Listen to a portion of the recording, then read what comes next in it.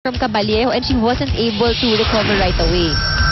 And as we've seen, mukhang nag-relax ang konti itong USC in the second set. Bit complacent and etong as you see on your screens, De Jesus really taking that opportunity. Was able to take that set. Yan naman talaga, if you are a second stringer, if you're put there inside the court, it's your time to shine. So dapat yung tamang attitude, moment mo yan. So yung tamang attitude dyan is, you know, you really make the most out of it. Kaya dapat yung mga second stringers, kailangan always ready. Your time will come definitely. So, Ateneo drawing first blood here in the third and crucial set. Led on the service line. Nice sharp serve. Aiza Maizova from the back row. Oh, De Jesus, very powerful hit. Partially blocked by USD. Oh, good block there by Pascual. And Bea Pascual on the quick hit. Banatikla on the open hit. Oh, nice angle there. Oh, Maizo not enough to put that last hit. And Ateneo takes another one. You can see the daredevil look of De Jesus trying to go for a clutch shot on that last one.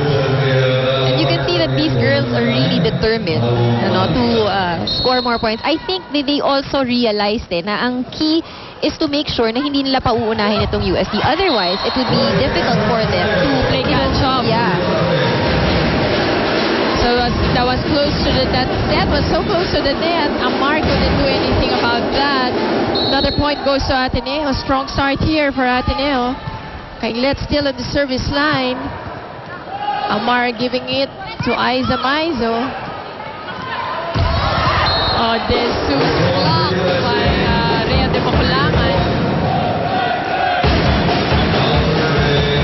Maculangan now on the line.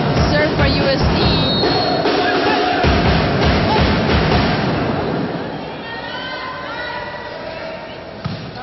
So no more back row plays coming from USD. Nawawala na ba sila ng options, Anne? You think? Well, I think at this point, nag-uumpisa pa lang sa sa reception nila, nagkakagulo na. So, lahat ng bola, pinipilit na nilang mai-over na lang sa kabilang side. So it's either an open set or back row set. That's right. Yun na lang yung nagiging option nila.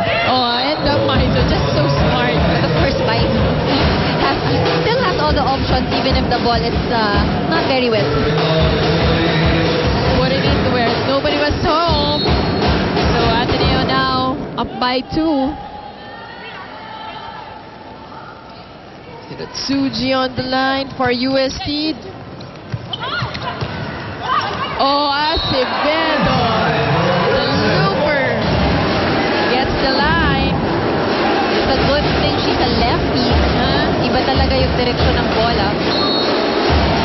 Things are just going the way of Ateneo.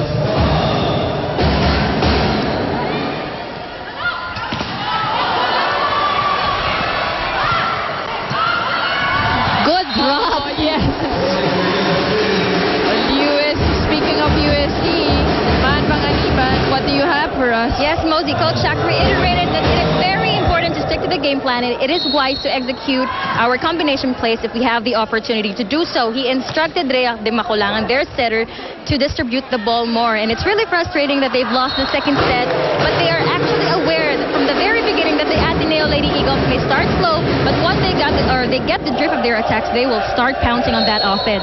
Now, reminders coming to the third set, wag nating sabayan ng spikers ng Ateneo pag nagbablock tayo. Remember, you are a taller team. Magpa-delay tayo ng half a second sa blocking. Basahin natin ang kalaban, wag lang tayong laro ng laro. Mosey and Ann.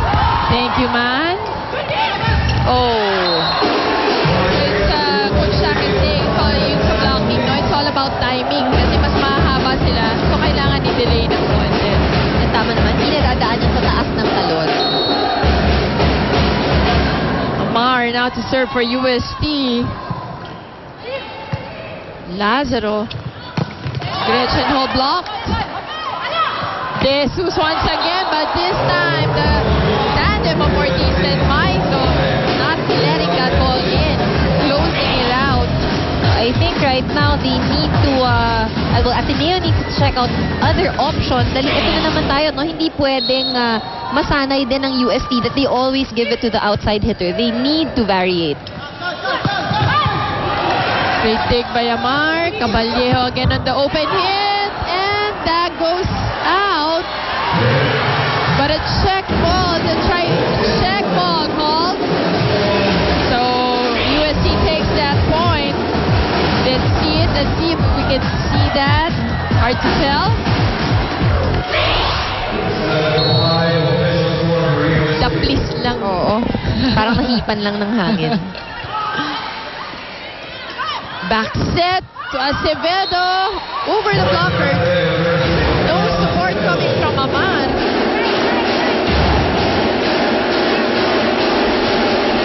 Jesus now to serve for Ateneo. The spark plug.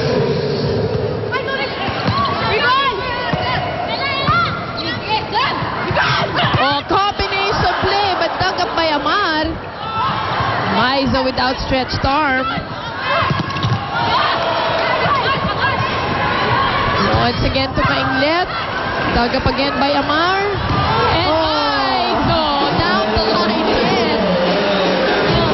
Ateneo needs to find a way to make sure na hindi bibigay yung bola kay Maiza. Yeah, that's true. So we will return after a short break.